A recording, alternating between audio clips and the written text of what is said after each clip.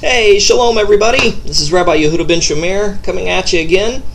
I want to talk to you about some websites that are out there. I'm not going to give the addresses to these websites because they're not even worth going to. I don't want to give any press at all to these particular websites, but there are websites out there that are bashing the Messianic and Netzari movement. We already know this in regards to anti-missionaries and Orthodox Judaism, but also in Protestant Christianity.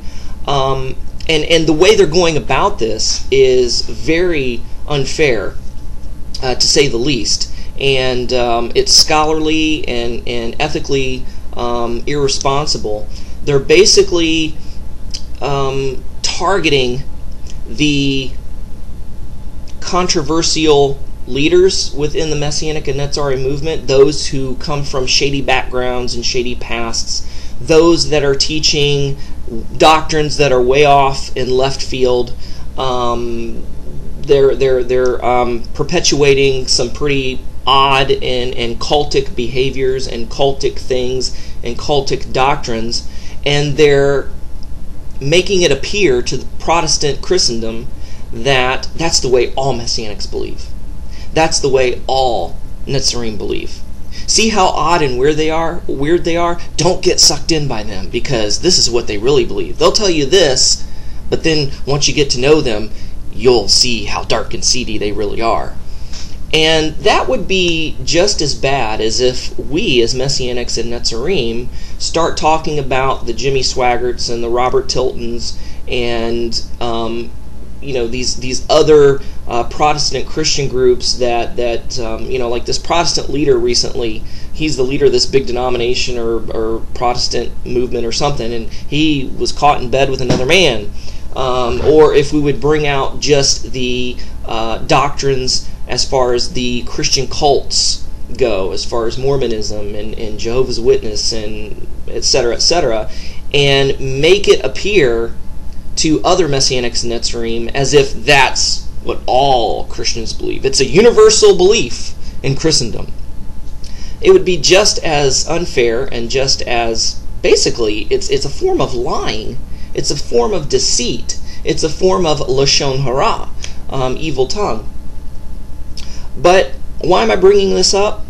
Well, because of these fringe groups and these doctrines that are way off in left field, and because of the black sheep and odd ducks within Messianic and Netzari Judaism, it's almost as if we're giving Christendom a reason and the ammunition to come against us. One thing that I'm seeing, a very disturbing trend, is it seems like individual ministries and individual synagogues and individual movements within Messianic and Netzari Judaism are jockeying for position to try to be the number one, to try to be the authoritative voice in Messianic and Netzari Judaism. They're trying to, all over I'm seeing these little groups here and there. They're trying to bring in people and bring in leaders and bring in members so they can form their own Sanhedrins and say, we are the official voice, we are the authoritative voice.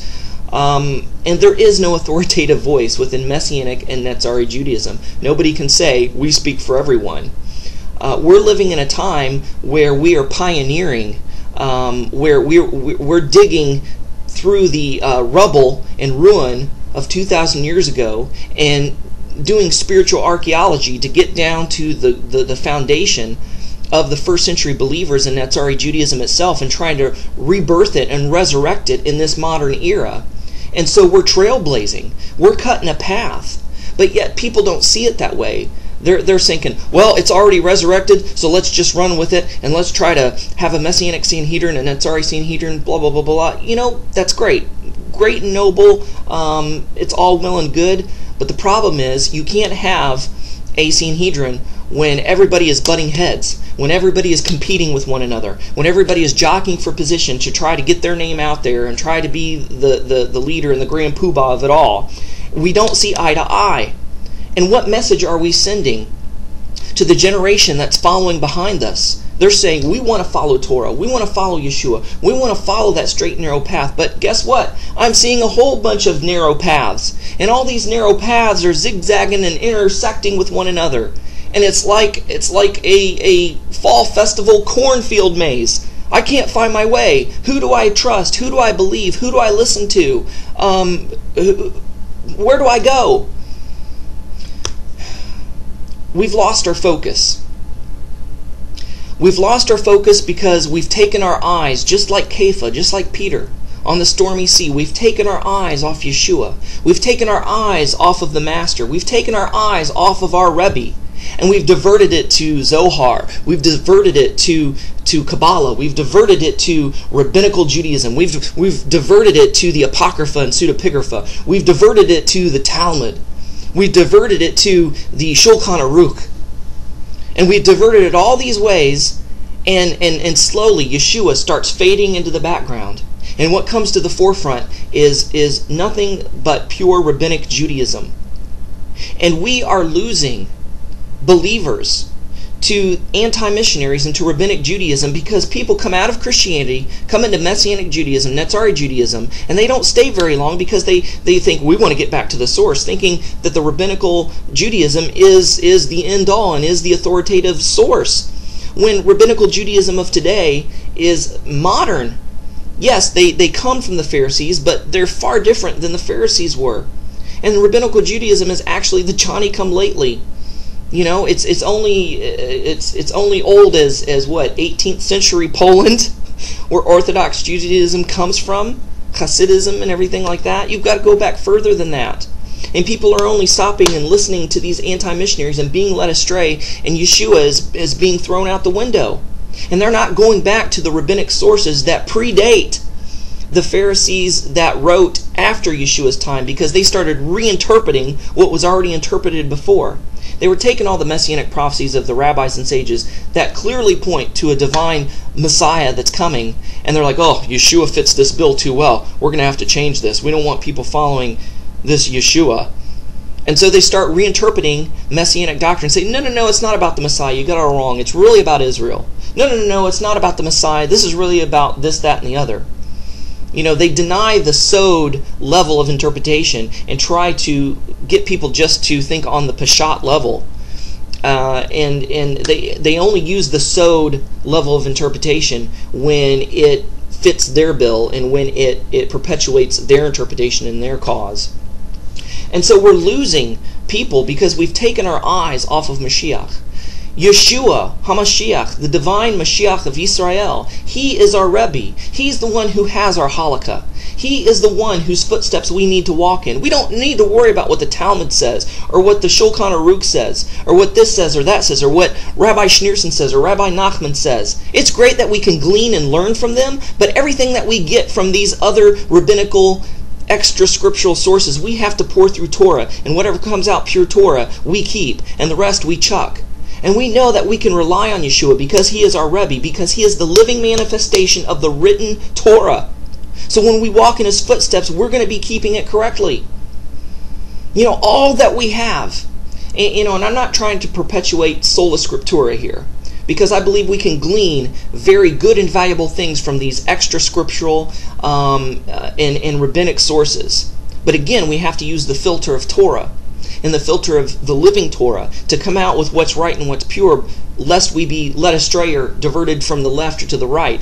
We need to keep on the straight and narrow. But all we need is right here, what we have, the Torah, the Tanakh, and what we know as the Brit Chadesha, or the apostolic scriptures, if you will. That's all we need. We have it right there. And as long as we keep in our minds, nothing goes against Torah. All these seemingly contradictions and these Christian biased translations we can easily work through, because we can say, well, yeah, I can see that maybe the translator's biasly translated it this way, but if I go back to the Greek and the Hebrew and the Aramaic and understand that the Torah is the filter, then I can interpret Galatians correctly. Then I can interpret Romans correctly, and I can interpret Hebrews correctly. But all we have is right there for our walk. We need to get our eyes back on Yeshua. Why? Because our movement is sinking in the water just like Peter. Oh, Lord, help me! We're falling. We're sinking. We're getting ready to drown upon the stormy sea of this world because we've taken our eyes off the Master and we've been distracted by rabbinic Judaism, the apocryphal literature, and the Jewish mysticism, and the customs and traditions of Orthodox Judaism, and we've lost our focus. We need to walk in the footsteps of Yeshua, our Messiah, by walking and following the Torah. We don't need to give our enemies the ammunition to come against us. Love you guys. Thanks for watching. Shalom and Shavua Tov.